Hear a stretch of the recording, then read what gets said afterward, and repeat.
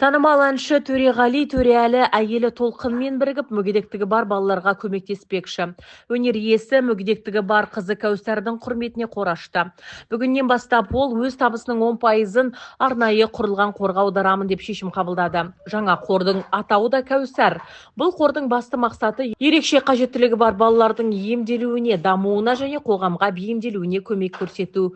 Қордың жұмысын Төреғалидің жары Толқын басқарады деп жазды журналист Айгүл. Сондай-ақ әншінің жұбайы Толқында видео үндеу жасады. Тұңғышымыз Кәусар церебрал сал ауру болып туылды. Ол өмірді басқаша әрі терең түсініп сүреді. Осыған орай отбасылық Кәусар қайырымдылық қорын құрдық. Ерекше балалары бар отбасыларға көмектескіміз келеді. Жақында Төрем концерттік турмен елімізді аралайды. Өзімде сонымен баруға ниеттеніп отырмын. Концерттен түскен ақшаның 10%-ы қордың есеп шотына аударылады, деді Толқын Тұрарбекқызы.